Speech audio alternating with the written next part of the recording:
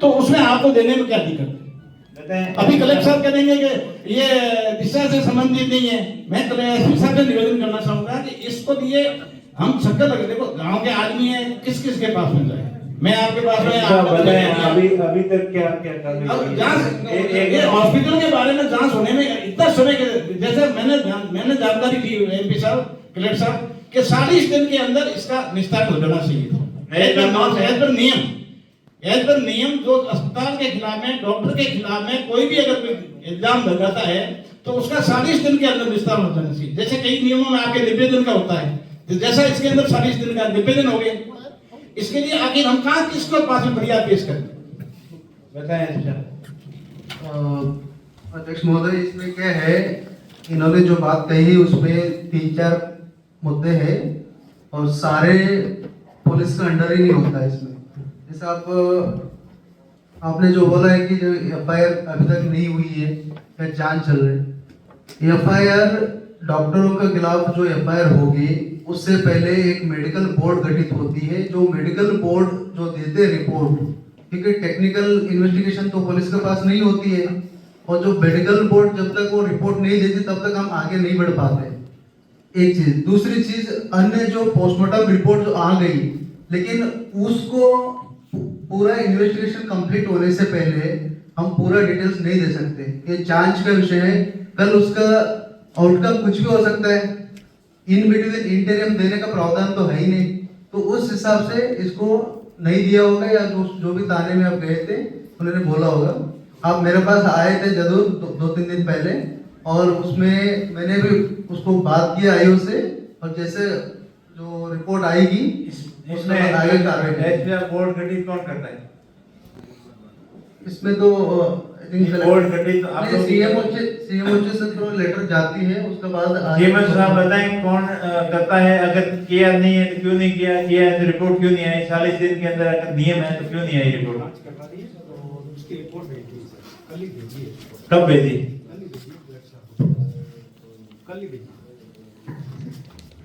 नहीं तो इतने दिन 40 दिन के अंदर देनी होती था, 3 महीने क्यों लगे? इसमें सर एक्सपर्ट नहीं थे अपने यहाँ, तो एक्सपर्ट नहीं होने की वजह से एक एक्सपर्ट पार्टनर से बुलाए थे पीसीटी जो कोऑर्डिनेटर, और दूसरा एक हमने ब्लॉक सीएमएचओ लिया था, और उनको दोनों का जो कोऑर्डिनेशन की वजह से थोड़ा डिले हुआ। तो वो रिपोर्ट फिर कलेक्टर साहब आपके पास कल ही भेजिए। इसके ऊपर त्वरित कार्रवाई होनी चाहिए, क्योंकि नहीं तो लोगों का विश्वास उठ जाएगा कि ऐसे प्राइवेट हॉस्पिटल के अंदर जैसे हो या सरकारी हॉस्पिटल में भी जाते हैं, वो डॉक्टर को भगवान मान के जाते हैं, और एक नॉर्मल ऑपरेशन के लिए पेशेंट की जान चली जाती है, तो इसके कारणों का खुलासा तो होना चाहिए।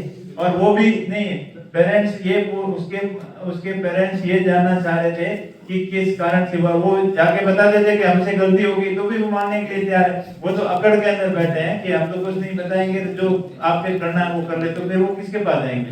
सर निवेदन ये था कि एसपी साहब ने जो बताया, वो जो पोस्टमार्टम रिपोर्ट में जो एफएसएल की रिपोर्ट है वो अभी तक प्राप्त हुई नहीं, उसके सिवाय और जिन बिंदुओं के अंदर नए जो कानून है आपका, उसके अंदर 40 दिन के अंदर है, जितना भी टाइम पीरियड है उसके अंदर रिपोर्ट देनी होती है, तो उस नियम के अनुसार ही कह रहे हैं, हमको नियम के बियॉन्ड जाके कुछ करने के लिए कह नहीं रहे हैं। एज पर नियम आपने जो जांच की है तो उसके अंदर क्या कमियां पाई, जैसे ऑपरेशन थिएटर जिस नॉर्म्स के अनुसार था या नहीं था, उसके प्रोसीजर फॉलो हुआ कि नहीं हुआ, ये पुलिस जांच करेगी नहीं, ये तो स्पेशलाइज्ड टीम बताएगी।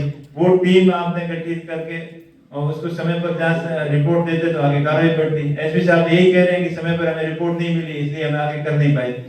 जोधपुर एफएसएल का मैटर नहीं, एफएसएल नहीं, मैं कह रहा हूँ जो ओटी का प्रोसीजर है हॉस्पिटल का, कितने बजे गया, ओटी के अंदर एनेस्थीसिया लगाने वाला कौन डॉक्टर था, उसके अंदर ऑर्थो का डॉक्टर कौन था, फिजिशियन डॉक्टर कौन था, उसकी पूरी टीम थी या नहीं थी, उसके बाद हॉस्पिटल के पोस्ट ऑपरेशन करने के बाद में आईसीयू के अंदर रखना पड़ता है, उसके अंदर आईसीयू वार्ड था या नहीं था, पेशेंट की हालत खराब हो जाती है, इमरजेंसी के अंदर क्या करना पड़ता है, वो सिस्टम हॉस्पिटल के अंदर थे या नहीं थे, वो रिपोर्ट आपको देनी थी। उसके बारे में इतना टाइम लग जाए तो फिर न्याय की उम्मीद कैसे करेंगे लोग?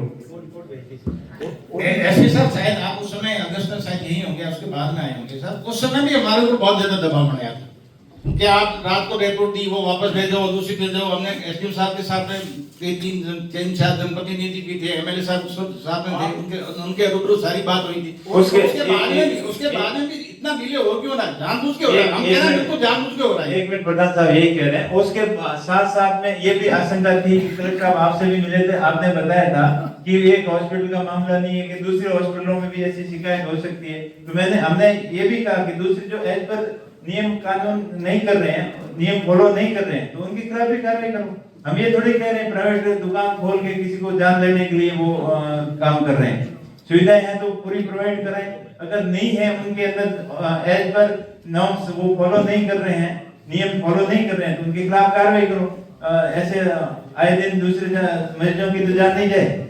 सर एक कमेटी बना के एक बार में सारा पूरा हॉस्पिटल नहीं वो आप करो, वो अलग मैटर है, लेकिन इस डेथ से संबंधित जो जिन जिन कारणों के ऊपर जांच होनी थी, हमने जो पॉइंट लेके दिए, बाकायदा लिखित में दिए हैं कि बीपी शुगर उसका सही ठाक नहीं था, पेशेंट ऑपरेशन के लायक ठाक नहीं था, पोस्ट ऑपरेशन करने के बाद और हॉस्पिटल के अंदर कौन से डॉक्टर की ड्यूटी थी, किसके ऑपरेशन के अंदर वो किसकी निगरानी के अंदर वो पेशेंट रहा था, उन सारी बिंदुओं की आप जांच करके इनको सही बता देते तो अपने आप गलती सामने आ जाती। वो भेजिए। तो इसकी तुरंत कार्रवाई करें आगे। नेक्स्ट